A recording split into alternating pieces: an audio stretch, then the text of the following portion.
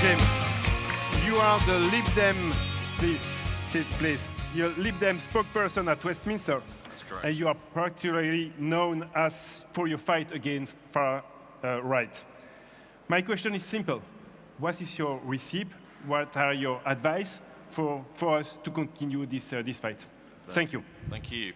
And thank you for having me here this evening. It's lovely to see so many people, and thank you to the EDP for putting on what I think is a very important and timely event this evening.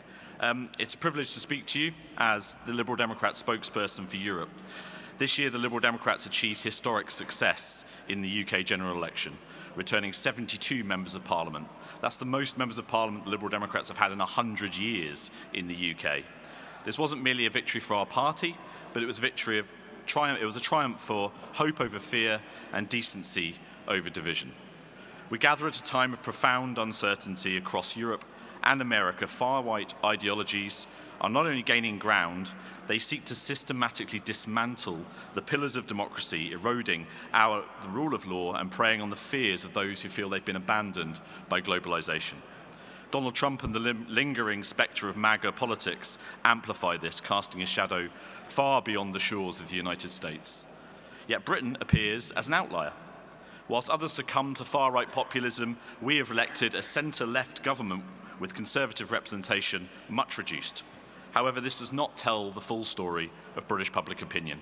We should not be lulled into complacency. The far-right, emboldened, is a threat to ignore at our peril, and it's gaining ground in some sections of UK society as much as it is elsewhere in Europe. We could see that very clearly in the terrible riots that spread across the UK in the weeks after the general election, which was stoked by the far right in the UK. So yes, Britain is an outlier, but not because we are uniquely immune to the forces of extremism. It's because the conditions were, in many ways, engineered. Liberal Democrats ran a highly focused and efficient campaign, strategic, disciplined, and aimed at taking advantage of our electoral system, a system that we would like to see scrapped and replaced with a proportional one. The result was one that seemed to reflect a limited appeal for extremist voices in the UK, but sadly the truth is far less comfortable. Take Reform UK, led by none other than Nigel Farage. Some of you might remember him.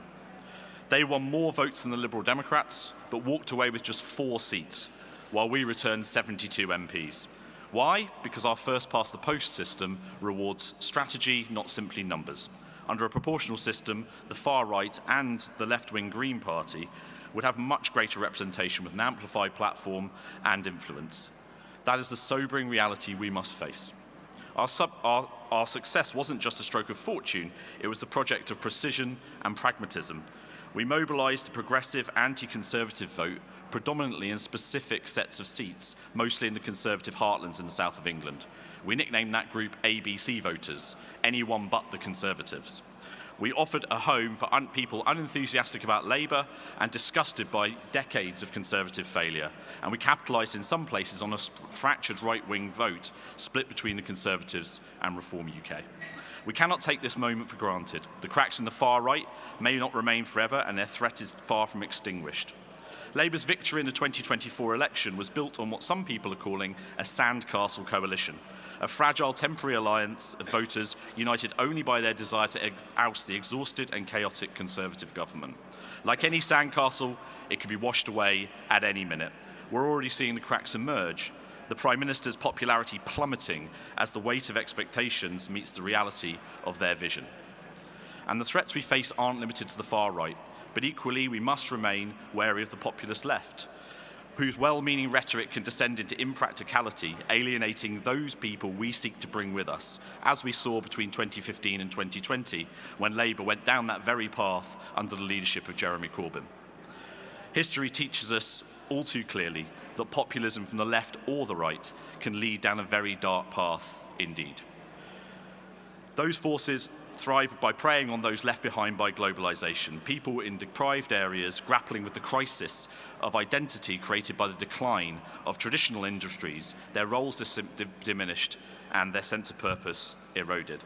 As liberals, we must show those forgotten individuals that their feelings are valid, that they are not forgotten, and that there is a space for them in liberalism.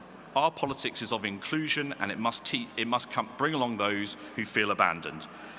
We must also remember what we stand to lose, the pillars of democracy, the rule of law, the sanctity of institutions. They are not invulnerable. Let us not forget that former UK Prime Minister Boris Johnson unlawfully suspended the UK Parliament in 2019 in a brazen assault on the very bedrock of British democracy. When those in power break the rules to suit themselves, they undermine the trust and stability that are fundamental to our society. Our journey as Liberal Democrats has never been easy, but it has been worth it. We fought to remain in the European Union. While we lost that battle, we did not lose our resolve. Today we forge closer ties with our European neighbours, not out of nostalgia, but out of necessity. This is the Europe I fight for, a Europe unyielding in its defence of democracy and the rule of law, a Europe leading the charge in industrial innovation and bold climate action, and a Europe united, working alongside allies to confront shared challenges like those we see in Ukraine. But the challenges we face as centrists are vast. The chasm between the powerful and the powerless widens daily, sowing mistrust and resentment. When the far right dismantles democratic institutions or fans the flames of distrust, they are not attacking policies, they are attacking the very fabric of our society. We've seen a dangerous rise in attacks on minorities, on women, and on LGBT+ communities all across Europe. The stakes are towering. As liberals, we have a duty, not just to oppose, but to inspire, to lead with a vision of fairness, dignity, and hope. And so we return to the centre. Our greatest hope in these polarised times. It is here at this crossroad of pragmatism and compassion that we can forge real solutions.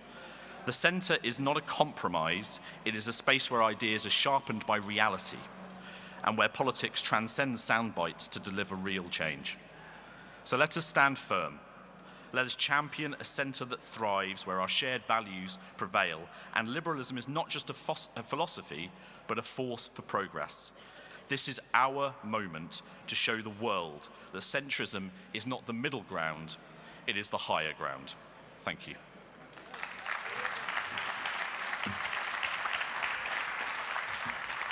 Thank you, James. Thank you. On y est presque.